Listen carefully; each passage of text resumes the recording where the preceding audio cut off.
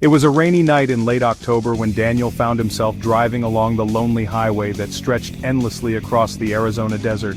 The kind of night where the wind seemed to whisper through the cracks in the car window and the occasional branches of dead trees scraped the roof like nails on a coffin. His car had begun coughing and stuttering miles away from the nearest town, and his phone had no signal.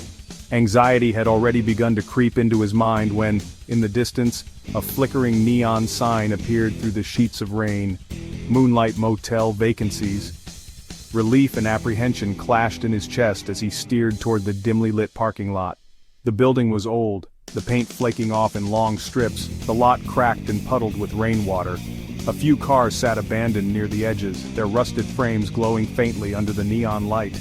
Exhausted and wet, Daniel didn't hesitate. He stepped inside, shaking off his jacket, and was greeted by a chill that seemed to have nothing to do with the weather. The lobby was dimly lit, a single fluorescent tube buzzing overhead, its hum like a distant insect trapped in a jar. Behind the desk sat a man whose skin seemed almost translucent under the flickering light, with hollow eyes that refused to blink. His movements were slow, deliberate, and his voice flat when he said, "Only one room left, room 6. Daniel didn't ask questions. He handed over a 20, took the brass key, and walked down the hallway. The carpet beneath his feet was damp, and with every step, it made a soft squelching sound. The walls were lined with faded floral wallpaper, peeling at the corners, and the buzzing light created shadows that moved across the patterns in a way that made them appear almost alive. Room 6 was at the far end of the corridor, and when Daniel opened the door, a heavy scent of mildew and something metallic struck him immediately. He stepped inside, trying to shake the feeling of unease. The room was sparsely furnished, a bed with a stiff mattress, a small table, a lamp with a cracked shade, and a bathroom whose door hung slightly off its hinges. Rain pattered against the window as he placed his bag on the floor, telling himself it was just a cheap motel, just one night, nothing more. He tried to sleep, but the wind howled through the cracks in the window frame, making the old building groan as if it were alive. The minutes stretched into hours, each tick of the clock on the wall a hammer in his chest. Around 2:47 a.m., Daniel was woken by a slow, deliberate knocking on his door. 3 knocks, pause, 3 more. His stomach tightened. No one could know he was here. No one should be wandering these halls in the middle of the night. He held his breath, the room silent except for the rain, until the knocking ceased, and was replaced by the sound of running water. The bathroom faucet had not been on when he went to bed.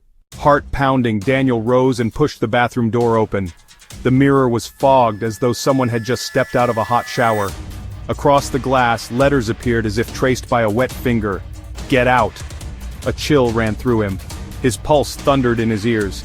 He stumbled backward, knocking into the small table, and the lamp fell with a crash, plunging the room into darkness. The carpet beneath his feet was no longer just damp, it was soaked in something thick and warm. His hand brushed against it and came away streaked with dark red. Panic gripped him like icy fingers. From the corner of the room came breathing, slow and heavy, not his own. "You shouldn't have come here," whispered a voice, soft and hollow, so close it seemed to come from inside his skull. Daniel scrambled toward the door, fumbling with the lock, but when he opened it, the hallway was no longer as it had been. It stretched into a dark corridor lined with doors, all of them numbered 6. The exit sign flickered and died. No matter which door he ran toward, he ended up back in the same room, the walls stretching and bending as though the building itself was shifting around him.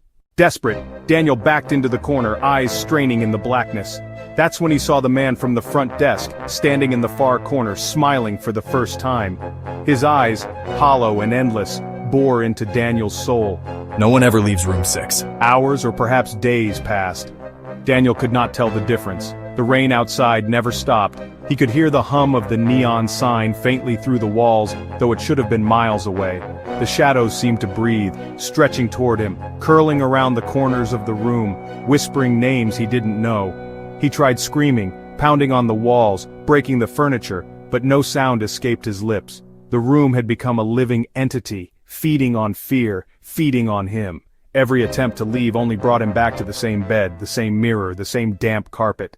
He began to notice small details. The mirror sometimes reflected not his own face but the pale man's. Sometimes his reflection moved independently, smiling when he did not or watching with empty, endless eyes. He would wake to find the faucet running again, letters appearing on the mirror with messages that grew more elaborate and sinister. "You can't escape. We are watching. Welcome home." Every night the whispers grew louder, forming words he could almost understand, sending visions of people who had come before him, trapped in this endless loop, their faces twisted in terror, echoing silently in the corners. Daniel began to lose track of time. He no longer slept, he no longer ate. Hunger and exhaustion weighed him down, but the fear kept him alert, kept him alive just enough to endure the horror. He began speaking to the shadows, bargaining, pleading, screaming, but nothing responded except the whispers, growing louder, sharper like nails on metal, or the laughter of children who had never lived. He tried tracing the shape of the walls, pushing furniture against doors, finding hidden panels, anything to break the loop. But the room was infinite. Then one night, he thought he saw a small flicker of light beneath a door that hadn't been there before. Hope surged in his chest. He ran, throwing the door open only to find himself on the roof of the motel, the neon sign buzzing violently above him. He could see the desert stretching endlessly in the rain, the horizon blurred in sheets of water. But the road that had brought him there was gone. The car, the highway, even the trees, were all gone. Just endless wet desert under the flickering neon. A hand touched his shoulder, cold, skeletal, impossibly heavy. He spun around and the man from the front desk stood there, calm, unblinking, smiling as if he had been waiting centuries for this moment. "You belong here now," he said, and the sky darkened further, the rain freezing midair. Daniel felt himself being pulled back into the motel, into room 6, as if gravity itself had been rewritten. The walls closed in, the shadows coiling around him, swallowing him whole. And Daniel never left. The next guest arrived weeks later, wet from the storm, desperate for a room. The neon sign flickered in greeting. A pale man sat behind the desk, smiling faintly. The guest didn't question. He took the key, walked down the damp hallway and opened the door.